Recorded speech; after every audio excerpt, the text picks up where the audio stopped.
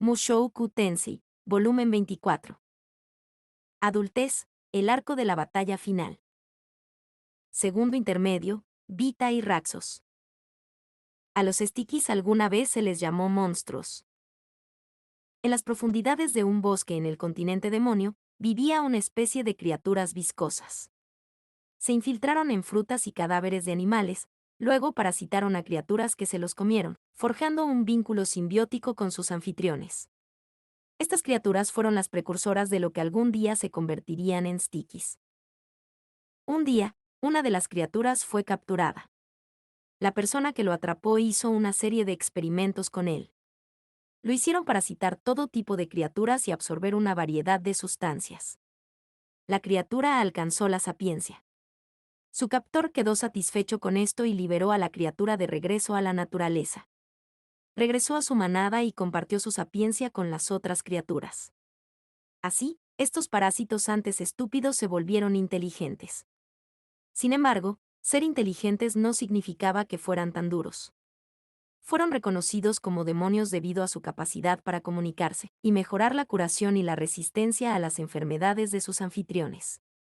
Ayudaron enormemente a los reyes demonios y a sus líderes superiores en la guerra humano-demonio, parasitando sus cuerpos para prestar su abundante inteligencia.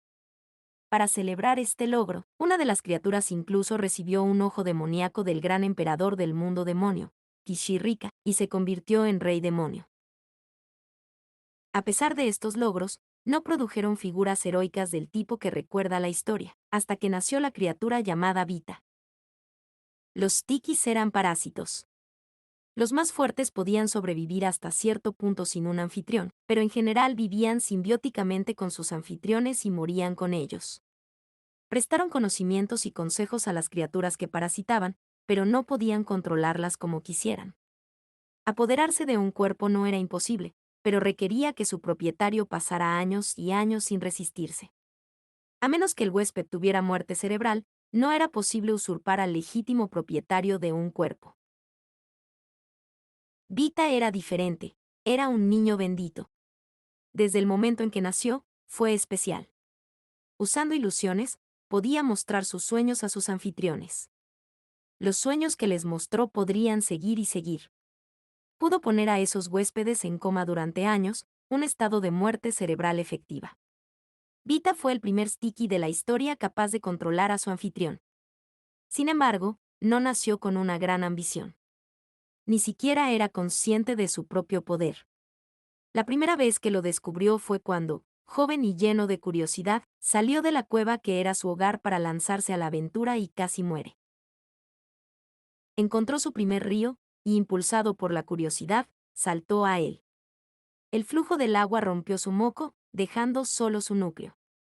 El moco que forma el cuerpo de los tikis es un órgano vital, sus manos y pies, su boca y su estómago, e incluso la piel que los protege. Un núcleo desnudo que entrara en el cuerpo de otra criatura, incapaz de protegerse del ácido del estómago de la criatura, simplemente moriría. Incapaz de moverse y despojado de su moco protector, Vita esperó a morir. Fue arrastrado hasta el mar, donde se encontró en el vientre de un pez. Mientras su conciencia se desvanecía, Vita soñó. En el sueño conoció a un dios. Con el consejo del dios, aprendió a restaurar la humedad de la mucosidad. El dios le habló de su verdadero poder. Vita envió pesadillas al pez para hacerlo vomitar y luego generó moco a partir del agua de mar. Luego, cuando otro pez lo tragó, él se apoderó de su mente y su cuerpo. Hizo que ese pez fuera comido por un pez más grande, luego ese pez más grande fuera comido por un pájaro, y luego ese pájaro fuera comido por un rey demonio, cuyo cuerpo robó. Hizo todo esto siguiendo el consejo del dios humano. El rey demonio del que Vita tomó el control era extremadamente poderoso y había luchado en la guerra del Laplas. Ahora soy todopoderoso, pensó Vita. Consumido por la arrogancia, cometió todo tipo de atrocidades. Asesinó y robó, y todo le deleitaba. No había pensado que destruir cosas le traería tanta alegría. Quizás fue la influencia del carácter de su anfitrión. El reinado de terror de Vita iba a durar poco. Alguien vino a detenerlo, y ese alguien se llamaba Raxos. Raxos era un sirviente del tiránico rey demonio que poseía Vita. Los dos habían superado juntos la guerra de Laplas como camaradas. Su fuerza era tal que se había ganado el epíteto de dios de la muerte. Había estado lejos en un largo viaje, pero cuando regresó, miró al tiránico rey demonio y dijo: ¿Quién eres? ¿Qué hiciste con él?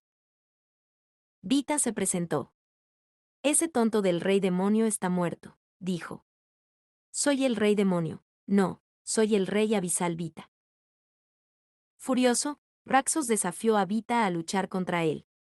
Vita pensó que sería una victoria fácil, pero Raxos lo derrotó antes de que se diera cuenta de lo que estaba pasando.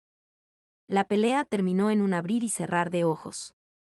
Justo antes de que su anfitrión muriera, Vita transfirió su núcleo a otro anfitrión y huyó. Tomar el control del nuevo anfitrión le dio a Vita un respiro. Su nuevo anfitrión no era un rey demonio, pero aún eran poderosos. Además, poseer un rey demonio le había permitido aprender sobre las personas y sus sociedades. Tenía ideas sobre cómo conseguir un anfitrión superior. Dejaría el pasado atrás y comenzaría de nuevo. Vita estaba olvidando algo. Cuando abandonó a sus anfitriones, estos recuperaron el conocimiento. El rey demonio, a pesar de sufrir heridas casi fatales en la pelea con Raxos, no fue la excepción. ¿Quién sabe qué le dijo Raxos al rey demonio cuando volvió en sí? El rey demonio debe haberle contado a Raxos su humillación, porque Raxos fue tras Vita. Donde quiera que fuera, Raxos lo seguía. No importa a quién convirtiera en su anfitrión, Raxos los vio a todos y los mató. No fue hasta mucho más tarde que Vita supo cómo Raxos había visto a través de sus disfraces. Raxos usó un implemento mágico de su propio diseño para detectar criaturas parasitadas por los tikis y matarlas. Mientras continuaba, implacable y despiadado, llegó a la cueva de los tikis donde nació Vita. Los masacró. Este gigante infundió miedo en Vita. Había creado un monstruo. A pesar de su miedo, sin embargo, no se limitó a huir. Estaba convencido de que matar a Raxos era la única forma de sobrevivir, y por eso conspiró. Incluso Raxos quedaría indefenso si Vita pudiera entrar en él y proyectar sus ilusiones. Confiado en su plan, planeó parasitar a un amigo en el que Raxos ya había usado el instrumento mágico, usarlo para acercarse a Raxos y luego transferirse a Raxos. Ese plan nunca llegó a buen término. El amigo de Raxos estaba en posesión de cierto instrumento mágico, el anillo de hueso. Era un anillo que Raxos había elaborado con los huesos de su amigo, el tiránico rey demonio, con el único propósito de matar a Vita. Vita casi muere. Afortunadamente para él, el amigo fue más indulgente que Raxos. Raxos me matará, pero estaba muy feliz de volver a verla después de todo este tiempo. Gracias, dijo, y luego soltó a Vita. Vita tomó a un perro cercano como anfitrión y luego se fue, alimentando su fracaso. Decidió que huiría. Mientras poseía al amigo de Vita, descubrió cuán fervientemente lo perseguía Raxos. Estaba convencido de que Raxos lo mataría y no tenía un plan que pudiera detenerlo. Huyó al lugar donde lo condujeron las pistas del dios humano. Se deshizo del perro por un wyvern, luego dejó el continente demonio hacia el continente divino, dirigiéndose al laberinto del infierno. Era un lugar inhóspito, el tipo de lugar donde, sin importar quién fueras, no salías una vez que entrabas. Pero Vita era un sticky. Nada de eso le importaba. Dentro del laberinto, pasó de un huésped a otro hasta que finalmente parasitó al guardián del laberinto. Por fin encontró algo de seguridad. Una multitud de trampas supermasivas acechaban dentro del laberinto infierno del continente divino. No era el tipo de lugar al que la gente simplemente entraba. Incluso el dios de la muerte Raxos no pudo llegar hasta el centro. Y Vita, aterrorizada por Raxos, nunca planeó irse. Podría esperar más que Raxos. Después de llegar al guardián y tomar control de su cuerpo, dejó pasar el tiempo. Vita tuvo todo el tiempo que quiso para mirar atrás y reflexionar sobre su vida. El dios humano le dijo a Vita que todos los tikis, excepto él y uno más, habían sido asesinados, riéndose mientras lo hacía. Es tu culpa que todos los tikis murieran, se burló, luego rió disimuladamente. Vita no tenía ningún apego a los de su propia especie, pero se avergonzaba de que su propia estupidez hubiera provocado su desaparición. El antiguo Vita nunca habría pensado así. Quizás fue gracias a la naturaleza pensativa del monstruo que custodiaba el laberinto. Sea lo que sea, Vita reflexionó sobre lo que dijo el dios humano y decidió pasar el resto de la eternidad en el laberinto. Esa resolución duró hasta que el dios humano volvió a llamarlo. Oye, perdón por reírme de ti el otro día, dijo. A Vita no le molestó. Al contrario, se alegró de verlo. El dios humano le había salvado la vida 2 veces. La verdad es que estoy en un aprieto y esperaba que me ayudaras. Vita vaciló ante esto. El dios humano lo había ayudado y ahora estaba pidiendo la ayuda de Vita. Vita sabía que lo correcto era que aceptara hacerlo. Pero temía a Raxos. Raxos ya está muerto. Estarás bien, dijo el dios humano, y luego le contó cuán humillante y feo había sido el final del dios de la muerte. A Vita no le preocupaba la humillación y la fealdad, pero saber de la muerte de Raxos lo tranquilizó. Decidió ayudar al dios humano.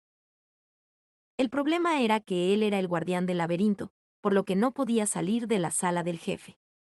E incluso si el guardián, que lo había hospedado todo este tiempo, muriera, Vita no podría ir a ninguna parte por sí solo. Se lo explicó al dios humano, quien le dijo, no te preocupes. He llamado a alguien para que venga a buscarte. Él está manejando el plan por mí, así que asegúrate de escucharlo, ¿de acuerdo? Luego desapareció. Al poco tiempo, apareció un demonio llamado Giz. Vita apenas podía creer que había llegado a las entrañas del laberinto, pero cuando vio que el demonio estaba montado en un rey demonio extrañamente familiar, lo aceptó. Vita puso a dormir al guardián, luego hizo que lo escupiera y se metió en una botella que Giz había traído. ¿Eres Vita? Encantado de conocerte, dijo Giz. Vaya, ¿puedes oírme bien ahí dentro? Giz explicó el esquema del plan a lo largo del camino. Irían a la aldea de los Super, tomarían el control absoluto sobre los aldeanos y luego acecharían a un hombre llamado Rudeus. Sin duda, Rudeus intentaría curar la plaga, pero lo usarían para ganar tiempo. Justo cuando Giz y sus aliados estaban a punto de invadir, Vita se acercaría a Rudeus y lo incapacitaría. Eso fue todo. Sin embargo, Giz dijo una última cosa. Lo dijo de repente, casi como si Vita no estuviera allí. Esta plaga, sin embargo. No lo sé, el viejo Ruigerd me salvó la vida en su día. Regresar de la batalla y encontrar a toda su gente muerta, es demasiado difícil de soportar.